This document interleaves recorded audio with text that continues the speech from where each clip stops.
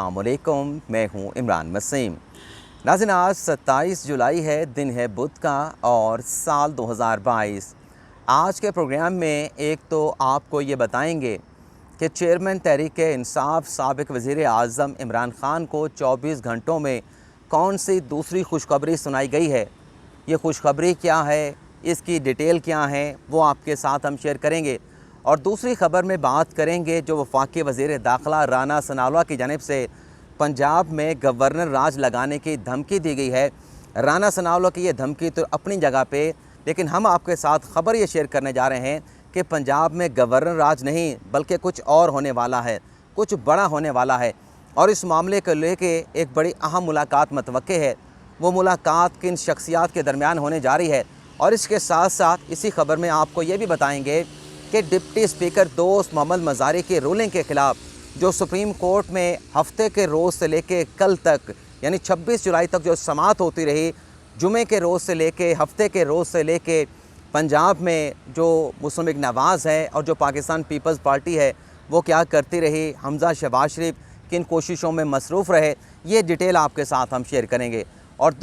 तीसरी खबर में हम बात करेंगे कि कल के सुप्रीम कोर्ट के फ़ैसले को लेके वफाकी हुकूमत ने, मुस्लिम लीग नवाज़ ने चीफ जस्टिस ऑफ पाकिस्तान को किस किस्म का सबक सिखाने का मुबैना तौर पर फ़ैसला किया है। उस खबर की डिटेल भी आपके साथ हम शेयर करेंगे। और उस खबर को लेके ये क्यों कहा जा रहा है कि अगले 24 से 48 घंटे जो हैं वो बड़े अहम हैं। तो ये आज की हमारी 3 खबरें हैं जिनकी डिटेल आप नाज़रीन के साथ हम शेयर करेंगे। लेकिन पहली खबर से गुफ्तगू का आगाज़ करने से पहले आप नाज़रीन से ये दरख्वास्त करेंगे, अगर आप मुनासिब समझें तो चैनल को सब्सक्राइब कर लें और बेल आइकॉन का बटन भी ज़रूर प्रेस करें। तो नाज़रीन, पहली खबर ये है, एक तो कल सुप्रीम कोर्ट ने तहरीक-ए-इंसाफ के हक़ में फ़ैसला सुना दिया, इमरान ख़ान के हक़ में, परवेज़ इलाही के हक़ में फ़ैसला सुना दिया। और जो डिप्टी स्पीकर दोस्त मोहम्मद मज़ारी की रूलिंग थी उसे सेट असाइड कर दिया गया, कलअदम करार दे दिया गया और हमज़ा शहबाज शरीफ की जगह परवेज़ इलाही को पंजाब का वज़ीर आला जो है वो डिक्लेयर कर दिया गया, पंजाब का वज़ीर आला बना दिया गया। अब कल रात ये 9 बजे के करीब सुप्रीम कोर्ट की जानिब से फ़ैसला सुनाया गया और आज सुबह खान साहब को एक और खुशखबरी सुप्रीम कोर्ट की तरफ से सुना दी गई है। खुशखबरी नाज़रीन ये सुनाई गई है कि जो खान साहब ने ओवरसीज़ पाकिस्तानियों की वोटिंग की सहूलत से मुतल्लिक़ जो दरख्वास्त दायर की थी, उस दरख्वास्त को अदालत उज़्मा की जानिब से समाअत के लिए, इब्तदाई समाअत के लिए एक्सेप्ट कर लिया गया है। यह दरख्वास्त कुछ हफ़्ते पहले इमरान ख़ान की जानिब से सुप्रीम कोर्ट ऑफ पाकिस्तान में दायर की गई थी, जिसमें मुद्दा ये उठाया गया था कि जो कानून साजी इमरान खान करके गए थे, उनके दौरे हुकूमत में हुई थी कि जो ओवरसीज़ पाकिस्तानी हैं वो पाकिस्तान आए बगैर आई वोटिंग के ज़रिए जब भी जनरल इलेक्शन हो या ज़िमनी इलेक्शन हो उसमें वो अपना वोट जो है वो एक्सरसाइज कर सकें, अपना वोट जो है वो डाल सकें। और जब इमरान खान साहब को हटाया गया अदम एतमाद की तहरीक के ज़रिए, तो नून लीग की जब हुकूमत आई, हुक्मरान इत्तेहाद जब हुकूमत में आया तो उनकी जानिब से इस सारी कानून साजी को, इस मैकेनिज़्म को जो है वो तब्दील कर दिया गया और नई इलेक्टोरल रिफॉर्म जो है वो कौमी असम्बली से, पार्लियामेंट से पास करवा ली गई। उस कानून साजी को इमरान खान ने सुप्रीम कोर्ट में चैलेंज किया और उस दरख्वास्त के ऊपर सुप्रीम कोर्ट के रजिस्ट्रार की जानिब से एतराज़ात लगा दिए गए। इमरान खान ने बाद अज़ां ये किया कि इन एतराज़ात के ख़िलाफ़ सुप्रीम कोर्ट में अपील दायर की और इस अपील की सुप्रीम कोर्ट के जो जज हैं जस्टिस सजाद अली शाह, उनके चैम्बर में समाअत हुई और वकील पेश हुए तहरीक-ए-इंसाफ की तरफ से उज़ार करामत भंडारी साहब इमरान खान की तरफ से, और उन्होंने जाके जस्टिस सजाद अली शाह से ये कहा कि जो हमारी दरख्वास्त के ऊपर एतराज़ात लगाए गए हैं कि मुतलका फ़ोरम से रजू नहीं किया गया और बला बला बला इस तरह के एतराज़ात लगा दिए गए, ये जुडिशल नौयत के एतराज़ात हैं। ये एतराज़ात जो है वो जुडिशल साइड पे तो लगाए जा सकते हैं, लेकिन इंतज़ामी साइड पे, क्योंकि रजिस्ट्रार का जो काम होता है वो इंतज़ामी नौयत का होता है, इस तरह के एतराज़ात जो है वो लगाए नहीं जा सकते। तो लिहाजा हमारी ये दरख्वास्त है कि इन एतराज़ात को रिमूव किया जाए और इन एतराज़ात को हटा के कलअदम करार दे के जो दरख्वास्त है ओवरसीज़ की वोटिंग के हवाले से, इस दरख्वास्त को बाकायदा तौर पे ओपन कोर्ट में समाअत के लिए मुकर्रर किया जाए। तो उज़ैर करामत साहब जो कि इमरान खान साहब के वकील हैं, उनकी इन दलाइल को एक्सेप्ट कर लिया गया जस्टिस सजाद अली शाह की जानिब से और जो एतराज़ात थे उन्हें ख़त्म कर दिया गया और यह हुक्म दिया गया सुप्रीम कोर्ट के रजिस्ट्रार को कि इस दरख्वास्त को समाअत के लिए मुकर्रर किया जाए किसी मुनासिब तारीख़ पर और एक बेंच भी जो है इस दरख्वास्त की तश्कील के दरख्वास्त की समाअत के लिए तश्कील दिया जाए। तो ये पिछले कोई 15 से 16-18 घंटों में इमरान खान साहब के लिए अदालत उज़्मा से दूसरी बड़ी खुशखबरी है। अब आ जाते हैं कि जो राना सनाउल्लाह साहब ने आज धमकी दी है कि पंजाब में गवर्नर राज लगाने के हवाले से समरी की तैयारी का काम जो है वो शुरू कर दिया गया है, लेकिन ये बज़ाहिर राना सनाउल्लाह साहब की धमकी लगती है, क्योंकि उन्होंने इस कंडीशन को, इस गवर्नर राज के को लगाने के हवाले से कुछ चीज़ों के साथ मशरूत भी किया है। राना सनाउल्लाह ने कहा है कि अगर पंजाब में मेरे दाखिले पर, यानी वज़ीर दाखिला के पंजाब में एंट्री पर और वज़ीर आज़म की एंट्री पर अगर कोई पाबंदी लगाई जाती है हुकूमत पंजाब की तरफ से, तो ये जवाज़ होगा कि गवर्नर राज जो है वो लगा दिया जाए और ये कहा जाए कि सूबा पंजाब जो है वो कॉन्स्टिट्यूशन के मुताबिक नहीं लगाया जा रहा, तो हम ये कह के इस जवाज़ की बुनियाद के ऊपर पंजाब में गवर्नर राज लगा सकते हैं। लेकिन आज हमारे पास खबर ये है कि ये तो जो कहना था राना सनाउल्लाह साहब ने कह दिया, क्योंकि इतना आसान नहीं गवर्नर राज लगाना, उसमें सदर मुमलिकत का भी अपना एक रोल मौजूद है। अब वो रोल वफाकी हुकूमत कैसे एक्सरसाइज कर सकती है, वो तो सदर मुमलिकत आरिफ अलवी ने करना है, और सदर मुमलिकत आरिफ अलवी का जो ताल्लुक़ है वो पाकिस्तान तहरीक इंसाफ के साथ है। ये कोई ढका छुपा नहीं, वो PTI के MNA भी रह चुके हैं, तहरीक इंसाफ के वो सेनेटर भी रह चुके हैं। अब जो खबर हमारे पास है, जो आपके साथ हम शेयर करने जा रहे हैं, कि ये जो डिप्टी स्पीकर दोस्त मोहम्मद मज़ारी की रूलिंग के ख़िलाफ़ हफ्ते के रोज़ से लेके और कल तक जो समाअत होती रही, इन 3 से 4 दिनों में जो मुस्लिम लीग नवाज़ को वक्त मिला, जो हमजा शहबाज शरीफ को वक्त मिला और जो पाकिस्तान पीपल्स पार्टी को वक्त मिला, क्योंकि अदालत से फ़ैसला तो वाज़ेह था। अदालत की जानिब से जो सवालात पूछे जा रहे थे, जो रिमार्क्स जज साहबान के सामने आ रहे थे, तो वाज़ेह था कि फ़ैसला क्या आना है। तो मुस्लिम लीग नवाज़ ने, हुक्मरान इत्तेहाद ने अदालती कार्रवाई का बायकॉट भी कर दिया था। तो फोकस ये किया गया कि वज़ारत आला तो जाएगी, वज़ारत आला तो बचा नहीं सकते, हमजा शहबाज शरीफ तो पंजाब की वज़ारत आला पर बरकरार नहीं रहेंगे, लेकिन जब वो पंजाब के वज़ीर आला बन जाएंगे परवेज़ इलाही, उसके बाद जो स्पीकर का ओहदा है वो खाली हो जाएगा। तो स्पीकर हमने किस तरह से लाना है, तो इस मामले के ऊपर गौर किया गया, कुछ राब्ते किए गए, प्लानिंग की गई, हिकमत अमली बनाई गई, और बताया जा रहा है कि कोशिशें ये की जा रही हैं कि क्योंकि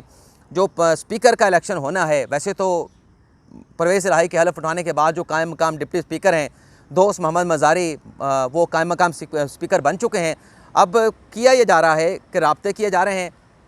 क्योंकि जो स्पीकर का इलेक्शन होता है उसमें जैसे मैंने आपको कहा कि आर्टिकल 63 का इतलाक़ नहीं होता, वोट जो है वो ओपन नहीं होता, पार्लिमानी पार्टी के डायरेक्शन नहीं होती, और पार्लिमानी पार्टी के डायरेक्शन हो भी सही तो क्योंकि सीक्रेट बैलेटिंग होता है, तो किसी के नाहल होने का, किसी के ख़िलाफ़ नाहली का रेफरेंस दायर होने का किसी किस्म का इम्कान नहीं होता। तो कोशिश ये की जा रही है कि इस मरहले के ऊपर जब पंजाब में स्पीकर का इलेक्शन हो तो परवेज़ इलाही और इमरान खान को धूल चटाई जाए, उन्हें नाकामी से दो चार किया जाए, अपना स्पीकर लाया जाए। और इसी के साथ साथ दूसरी जो कोशिशें की गई हैं कि जो डिप्टी स्पीकर दोस्त मज़ारी के ख़िलाफ़ अदम एतमाद की तहरीक है, वहाँ पर भी वोट पक्के किए जाएँ और उनके ख़िलाफ़ जो अदम एतमाद की तहरीक PTI लेके आई थी, उस अदम एतमाद की तहरीक को नाकाम बनाया जाए। ये 2 ऑप्शन के ऊपर गौर किया गया। इस हवाले से कुछ लोगों के साथ राब्ते भी किए गए हैं कि ये तो कोई इतना मुश्किल काम नहीं, यहाँ पर आपने ओपन आके हाथ खड़े करके कोई वोटिंग में आपने हिस्सा नहीं लेना। और बताया ये भी जा रहा है कि सारे मामले को देखते हुए, पंजाब की सूरत हाल को देखते हुए आसिफ अली जरदारी जो दुबई चले गए थे और कहा जा रहा था कि उनकी वहाँ पे किसी अहम शख्स के साथ मुलाकात होनी है, ख़ास तौर पे आम इंतखाबात के हवाले से। तो आसिफ अली जरदारी भी कल सुप्रीम कोर्ट के फ़ैसले के बाद पाकिस्तान वापस आ चुके हैं, लाहौर पहुँच चुके हैं, और बताया जा रहा है कि उनकी मुलाकात मुतवक्के है चौधरी शुजात हुसैन के साथ। अच्छा, ये चौधरी शुजात हुसैन के साथ मुलाकात होने जा रही है, ये एक तीसरा ऑप्शन है जिसको लेके ये मुलाकात होने जा रही है। वो तीसरा ऑप्शन क्या है और उस ऑप्शन से परवेज़ इलाही को क्या नुकसान हो सकता है, इमरान खान को किस किस्म का नुकसान उठाना पड़ सकता है, वो अगले वीलॉग में आपके साथ हम शेयर करेंगे। क्योंकि एक और ऑप्शन पर भी गौर किया जा रहा है जिससे पंजाब की वज़ारत आला को ख़तरा लाहक हो सकता है। अब जिस सोर्स से हमने ये ख़बर डिस्कस की है या जिस सोर्स से हमने अपनी ख़बर को कन्फर्म किया है, उसने कुछ शिकवा भी किया। शिकवा ये किया कि हम जिस ऑप्शन के ऊपर गौर कर रहे होते हैं, आप हमसे बात करके उस ख़बर को जो है वो आप मीडिया की ज़ीनत बना देते हैं, आवाम तक पहुंचा देते हैं। तो हमारी जो प्लानिंग होती है, हमारी जो हिकमत अमली होती है, हम जिस ऑप्शन पर गौर कर रहे होते हैं, वो तमाम की चीज़ें जो हैं वो धरी की धरी रह जाती हैं। तो रोका गया उनकी तरफ से कि फ़िलहाल आपने ये ख़बर शेयर नहीं करनी, लेकिन जैसे ही ये ख़बर हमारे साथ हमें मतलब अलाउ किया जाएगा, इजाज़त दी जाएगी, तो ये ख़बर भी आपके साथ हम शेयर करेंगे कि चौधरी शुजात के साथ आसिफ अली जरदारी की जो मुलाकात होने जा रही है उसमें किस अहम ऑप्शन पर गौर होने जा रहा है। अब तीसरी जो ख़बर है कि वफाकी हुकूमत ने क्या फ़ैसला किया है और चीफ़ जस्टिस के हवाले से वो क्या करने जा रहे हैं, दो हाथ कैसे किए जाएंगे अदलिया के साथ, चीफ़ जस्टिस के साथ। तो नाज़रीन, आज एक तो सुप्रीम कोर्ट बार एसोसिएशन के जो सदर हैं एहसन बून, उन्होंने मुल्क भर की जो वकला तंजीमें हैं, बार एसोसिएशन हैं, बार काउंसिल्स हैं, उनका एक इजलास बुलाया था। इस इजलास के बाद उन्होंने प्रेस कॉन्फ्रेंस की और प्रेस कॉन्फ्रेंस करते हुए उन्होंने कुछ मुतालबात जो है वो रखे हैं सुप्रीम कोर्ट के सामने। एक मुतालबात उन्होंने ये किया कि आर्टिकल 184(3) के जितने भी मुकदमा सुप्रीम कोर्ट में आते हैं इसमें सिर्फ नजर सानी की दरख्वास्त आप फैसले के ख़िलाफ़ दायर कर सकते हैं, लेकिन सदर सुप्रीम कोर्ट बार एहसन भून और उनके साथ जो वकला मौजूद थे उनकी जानिब से एक मुतालबा ये किया गया कि नजर सानी से पहले राइट ऑफ अपील भी दिया जाए और जो बेंच आर्टिकल 84(3) के मुकदमे का फ़ैसला करे, जब अपील आए उस फैसले के ख़िलाफ़ वो कोई दूसरा बेंच उस अपील पर समाअत करे। एक तो ये मुतालबा किया गया है। दूसरा ये कहा गया है कि नज़रसानी के केस में क्योंकि वकील तब्दील करने की इजाज़त नहीं, तो सुप्रीम कोर्ट के रूल्स को तब्दील किया जाए और इस बात की इजाज़त दी जाए कि अगर कोई जो क्लाइंट है, अगर कोई साइल है नज़रसानी के केस में अपने वकील को तब्दील करना चाहता है तो उसे वकील की तब्दीली की इजाज़त दी जाए। और तीसरा जो अलार्मिंग किस्म का मुतालबा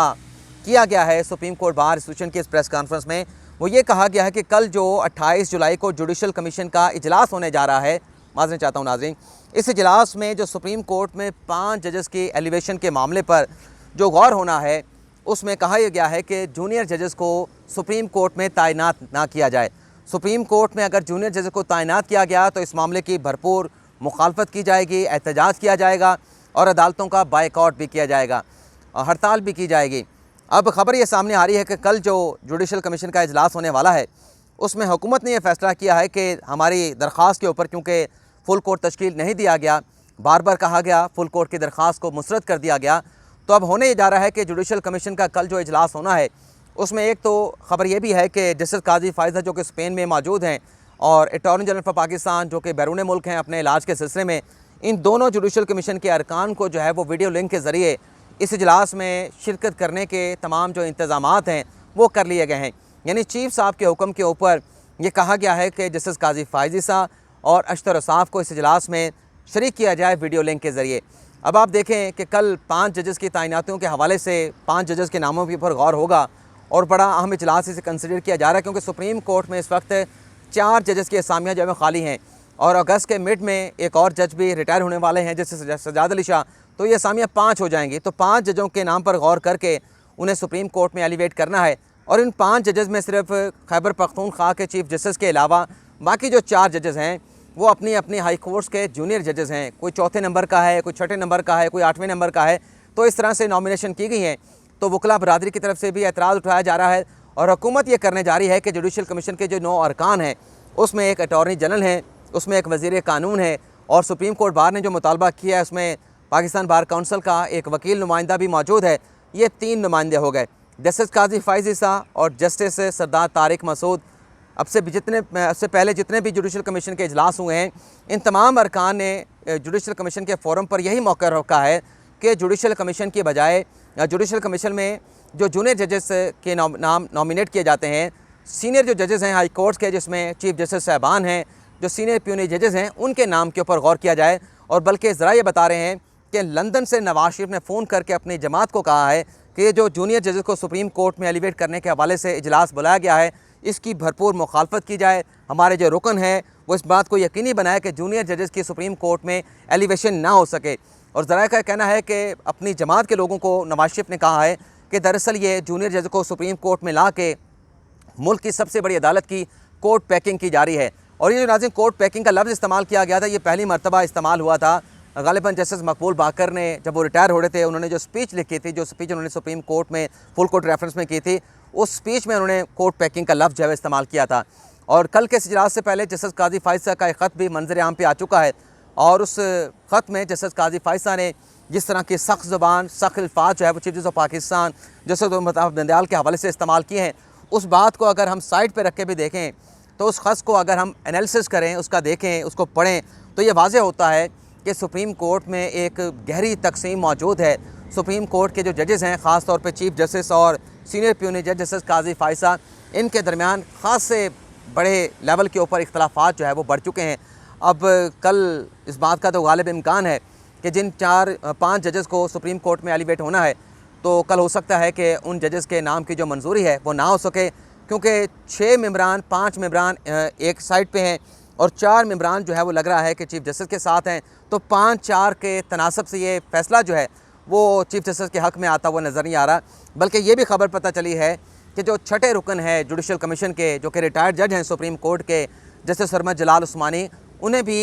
हामिद खान की तरफ से ख़त लिख दिया गया है, जिसमें कहा गया है कि सीनियरिटी का जो उसूल है उसे कम अज़ कम जो है वो एडहेर किया जाए। उससे हर मरतबा अगर आप लाताल्लुक़ी करेंगे, उस पर गौर नहीं करेंगे, तो फिर अदलिया किस तरफ जा रही है इस पर भी आपको गौर करना होगा। तो ये नाज़रीन आज का हमारा व्लॉग, उम्मीद करते हैं कि आपको पसंद आया होगा। अल्लाह ताला हम सब का हामी नासिर हो। दुआ में याद रखिएगा। अल्लाह हाफ़िज़।